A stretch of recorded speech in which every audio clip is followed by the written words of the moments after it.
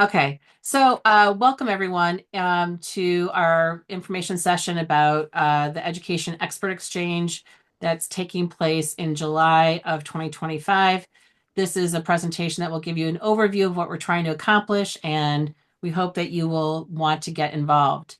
So I will also share these in the comments or the description of the webinar. I will also put the link to these slides in if you're watching this asynchronously. So our event is taking place in the middle of the week in July. I think it's a Wednesday and Thursday. It will be live and recorded sessions or asynchronous sessions, as we call them. And people can come in and watch those at any time. The registration benefits for presenters include access to live sessions, recordings for a year, inclusion in a consultant's directory, and a certificate of attendance and presentation. Also, for people who are paid ticket holders, those are also the benefits as well. And we hope that school leaders and organizations will come to the conference to seek out new and fresh talent to use, however, in their schools and to get some ideas for expanding their repertoire with professional development. Let me go into full screen here because this is distracting. I don't want this.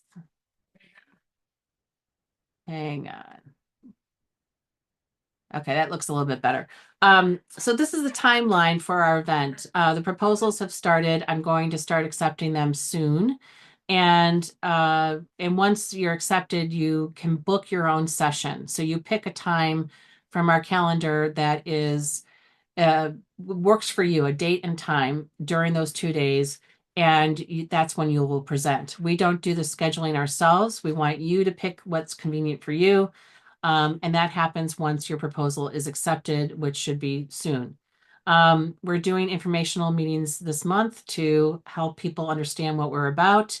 And hopefully we might do another one before the school year is out. Early bird registration for people who are attending is going on right now, actually through May 15th. And then the submission deadline for proposals is June 15th, and the conference takes place in July. So that's how and we'll provide training too in between the time that proposals are accepted and the conference starts. Who are we trying to reach and who should come to this and who should present? Well, anyone who's working in education institutions or adjacent to education institutions.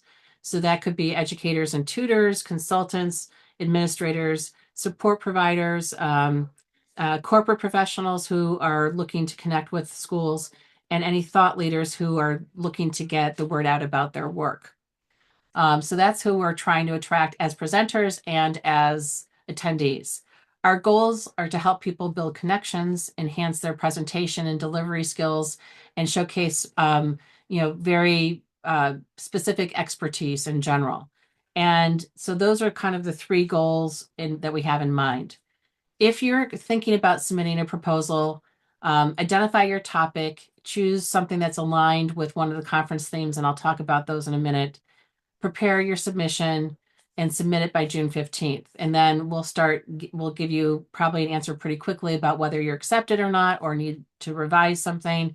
And then you prepare accordingly. So these are the people that should present here. Technical assistance providers may be people who are working on grants or other programs around the world that are assisting education. People are welcome to also apply. We also want to hear from nonprofits. If you're a nonprofit working with schools on different things, we want you to share your work. If you're an author of a book and want to promote your book, we'd love to have you here. Anything to do with ed tech is also kind of in our wheelhouse. And if you're part of a consulting firm and looking for new talent to bring into your shop, this is also a good place for you to present and or attend. These are some of the benefits that we've talked about in general. If you are presenting, you will get complimentary admission, access to all the recordings for a year, plus we'll give you the video of your presentation so that you can repurpose it in other platforms. So that's a little bit about the benefits. There are different um, time frames for working on for presenting. You can do a general session that's a live interactive session for 50 minutes. You can do a pre-recorded session that's 20 to 40 minutes, and we will put it into the schedule and it will be available on demand in the platform. And you can also do a panel discussion with multiple people if you'd like to have kind of a group presentation. We also are going to do birds of a feather sessions too for people who want to meet up on special topics. So there are several different themes that you can choose from as you submit your proposal. One is a keynote discovery strand where you showcase your keynoting skills, and it doesn't have to be anything complicated, but something that gives people an idea of how you present and the kind of content that you present. If you want to showcase your knowledge on a particular area, then the educational innovator strand might be for you. And then the consultancy catalyst strand is really about strategies, tools, things that will help you grow your business as a consultant. And then Learning Design Lab strand is about designing effective professional development and engaging students and educators in learning. What are some of the things that people need to take into consideration to design effective experiences? We've also added a couple of other ones on this year. Um, AI and automation is about how we're leveraging AI in our practices. And then strategic partnerships is about selling expertise on scaling educational consultancies. So those are more about developing partnerships, cross-sector collaboration strategies. I'm not sure how many proposals we'll get on that because it's a little vague, but we'll see how that works. We also want people who are podcasting, publishing, authoring to be part of the education thought leadership strand. And if you're working in the field of DEI, Jay, we want to hear about your work and what you can do to help schools in that area under the inclusive excellence strand. We do not think, despite what's going on in the United States, that that this topic is going away. We think it's important and essential, and the work must continue at the ground level, no matter what. So here's some details about the keynote discovery strand. It doesn't have to be a super long presentation. Usually they're about 20 minutes. Just show us what you have in terms of if you are somebody that if you want to get more keynoting gigs, basically. The innovators one, here's some ideas about that. You may want to ask for feedback on an approach you have. You may want to showcase a particular topic that you are an expert in. These are some of the things that we're looking for with educational innovators. Again, the Catalyst one is really about practical things for running your business. How do you market? How do you use social media? I'd love to see some presentations like on TikTok for marketing, that kind of thing in general. So that's the practical stuff. Again, Learning Design Lab is about innovative design approaches. How do you structure professional development to be impactful and meaningful and that sort of thing? Birds of a Feather, this is the one that the strand where I want people to just show up and talk about a particular topic. And we need people to submit a proposal to be a facilitator for this. So some examples are women in educational leadership, AI for education consultants, building a global consultancy. How can we get together in affinity groups and talk about some of the topics that might be relevant to this population? And then the thought leadership one is about publishing, podcasting, using social media. How do you get your voice out there and how do you use it in effective ways? An example of that would be, for example, I would do a presentation perhaps on Substack and how you grow a following in Substack and how do you use it to put yourself out in terms of thought leadership. Again, DEIJ is important. Here's some examples of things that consultants may want to showcase: their ability to do equity audits, some tips on cultural competence, what inclusive curriculum looks like, that sort of thing. These are some examples of what proposals could be like. AI is taking over the world and is something that you need to know about if you don't already, and you need to be leveraging in your consultancy so that you I use a lot of AI stuff, and it really empowers me to be organized and to get things done and to without having to have a physical assistant. So how can we share ideas about leveraging AI so that it makes our offerings more relevant and makes things more efficient in general for us? Here's a little bit more about what I was envisioning around strategic partnerships and scaling up. Um, how do we go into international markets? How do we develop recurring revenue? How do we find partners to work with that complement the kinds of expertise that we have? That's that one strand. So, in terms of your proposal, make sure there's clarity and conciseness with it. That, hopefully there's some element of diversity, inclusivity, perhaps define the learning outcomes for your audience and propose fresh ideas and interesting content for people. We want you to showcase and promote yourself. So highlighting your expertise is totally welcome. Sometimes people get turned off by that. This is a place where you're more than welcome to toot your own horn, so to speak. We've added a new section to the proposals this year where we want you to share one thing.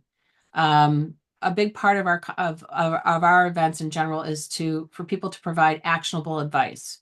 What is your actionable thing that you offer to people who may be considering consulting, who may want to improve their practice, who are, in general, what kinds of tools, insights, frameworks, other resources would you offer to them as they grow in their practice? So there's a field for that, and we'll compile all of those into something that will be useful to attendees.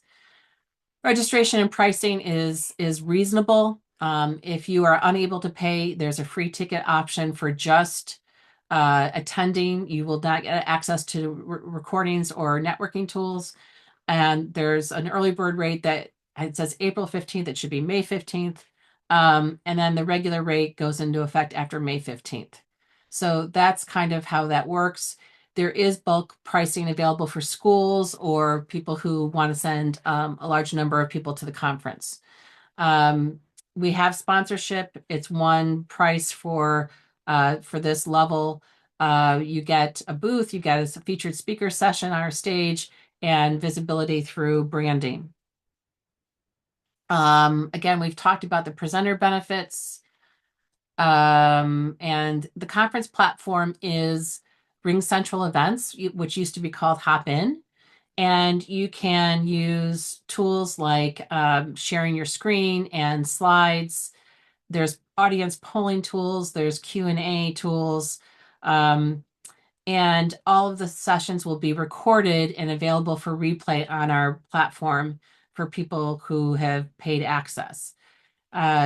It's really, I've used it for 4 or 5 years now, I think 3, 4, 5 years, and it's worked pretty well for us in general. And it used to be called Hopin, and RingCentral bought it a year or two ago and are making constant improvements to it. So I feel like I know the platform well and can run things from behind the scenes in a good way. But I also think from the user perspective that it's pretty user friendly in general, and people enjoy using the networking features and that sort of thing. There's something called speed networking, which is a tool that matches people based on their interests, and people can meet for short periods of time. In the platform, you can also create your own meetings and invite people to meetings. So we want people, particularly with this conference, to take advantage of that and get some meetings going right on the platform so that they can take advantage of being together in one space, so to speak. So these are the next steps. Again, prepare a proposal, get it in before June 15th. The early bird rate for people who just want to attend will be in place through May 15th. And we want you to spread the word to your friends and colleagues and and help us get the word out, because we think this is a really unique event for anyone who's looking to expand their business. Join us and you'll be able to connect with peers, enhance your expertise, and expand your impact. That's our goal for people who are considering being a part of this event. And if you are looking at the slides, here is a comprehensive overview that you can click on that gives you even more detail. Here's the link to register. And this is the link to our registry, this information session. And then the call for proposals is here. It leads you step by step through everything. And you can download a copy of the call for proposals through this form as well. So that's it for now. I'm going to stop recording and I will publish this so everybody has a copy of it, and let me know if you have questions.